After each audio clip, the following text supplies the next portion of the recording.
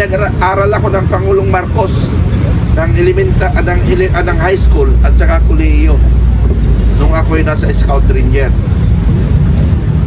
Sumulat ako kay Pangulong Marcos, that was 1983 o 84.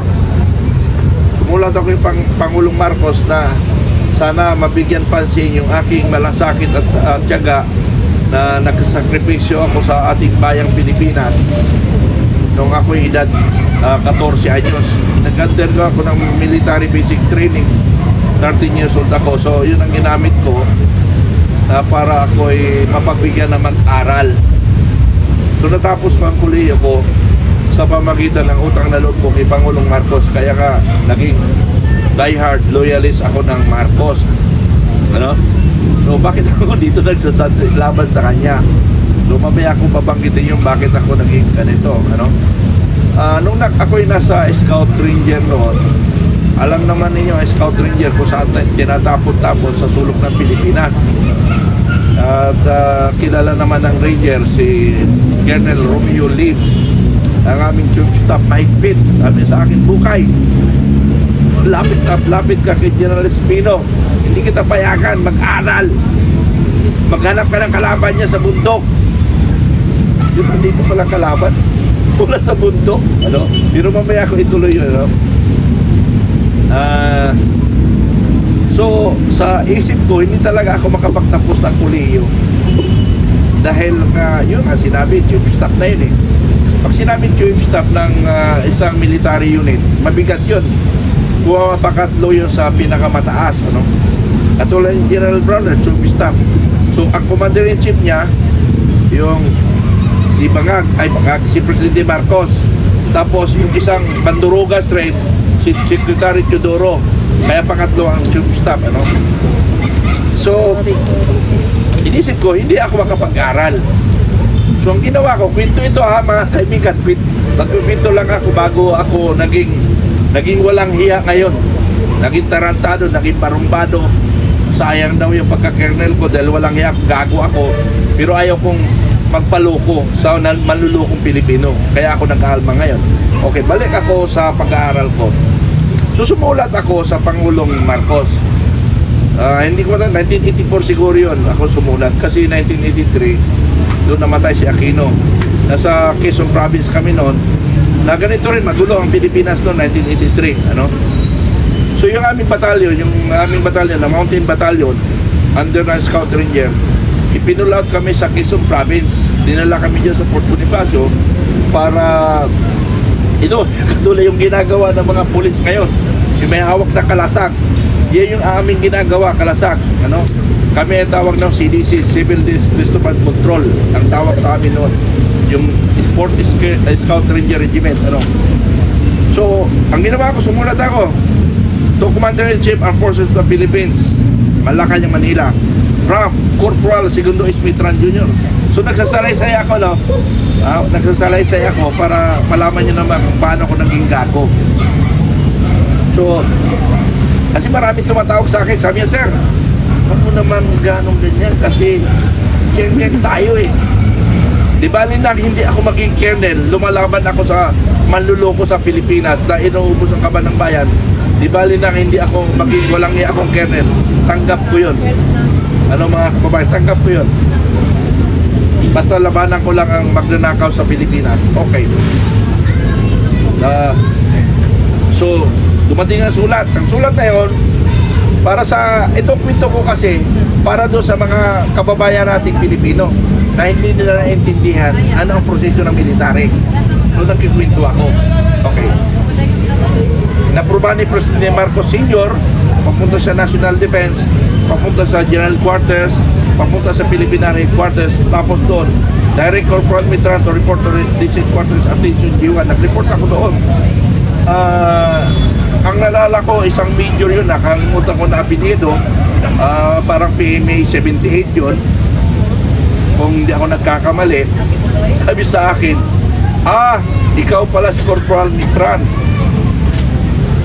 Sabi niya, kasimple ng problema mo, pasulat-sulat ka pa sa Pangulo, dami niyang problema.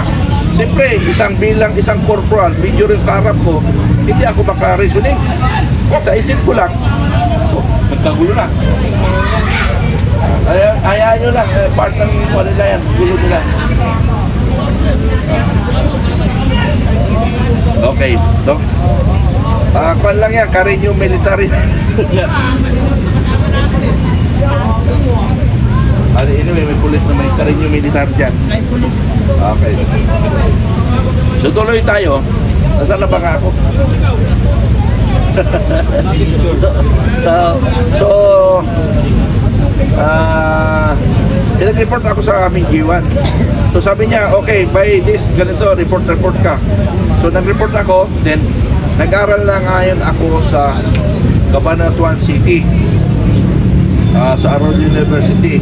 4 na taon ako naging scholar ng Army through President Marcos. 1985 yata o 84 ako na-aprobahan. Nakapagtapos ako ng kolehiyo 81. Wala na ako sa Ranger noon. Napunta na ako ngayon sa training command na kung saan nakad ako ng 1991. Naging officer ko 1991. Ang mga nakapwesto ngayon sa Philippine National Police at ng Armed Forces ay mga kabats ko sila. Mga contemporaries ko, kasabayan ko sila ngayon, yung mga nakaupo, except General Browner. Kasi General Browner is 1989, CAD officer. Ako 91. But 90 up, yan yung mga kasabayan ko sa field na nakipagkera sa kalaban ng taong bayan. Ngayon, nung nag-retired ako, na-realize ko, wala para sa bundok ang kalaban. Nandito pala sa bayan ng kalaban. Kaya, yung tapang ko, malasakit ko, nung ako'y nasa serbisyo,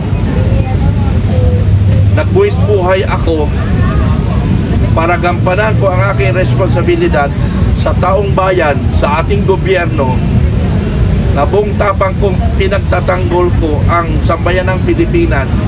And yet, pag-retired ko, nakita ko pala ang problema ng ating bansa. Although noon, may corruption may corruption.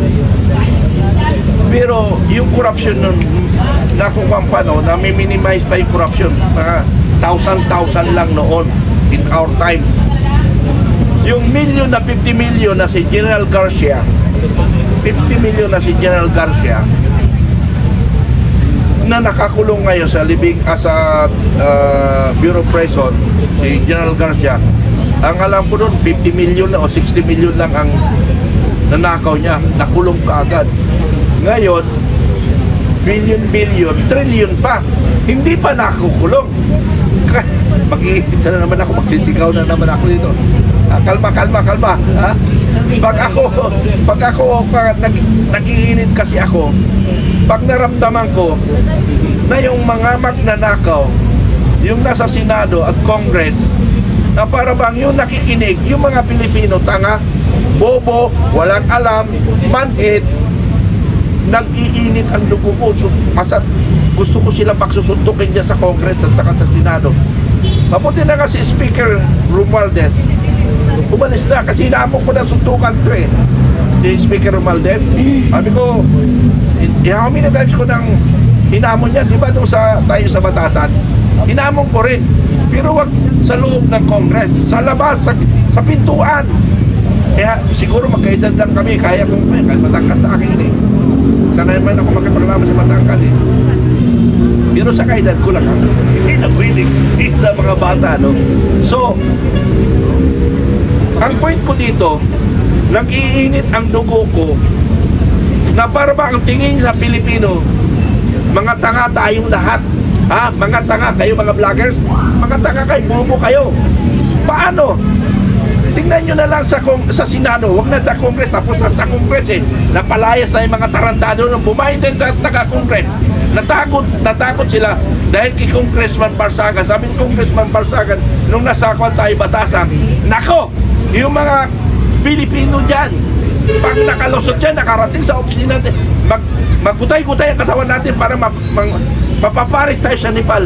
Sabay, sabi ni Congressman Romualdez, sabay pasok sa kanilang kwarto. Nag-usap-usap sila. Papasok si Congressman Barsaga sa opisina. hindi siya pinapasok dahil hindi kakampi. Paglabas ni Romualdez for after 10 minutes yata, lumabas Romualdez, nakagano'n. Tapos umupo, I resign. So nagtagumpay ang United People's Initiative. Yung inisyatibo natin na mga kapwa natin naghihirap ngayon ay nagtagumpay tayo initially. Initially, nagtagumpay tayo dahil wala nang walang iya sa Congress na. Hindi naman yung Congress ngayon na wala nang tapang, di ba? Wala na. Wala na. Bumait sila, yung Congress. Utang na yung Congress! Bumait kayo, salamat, bumait kayo.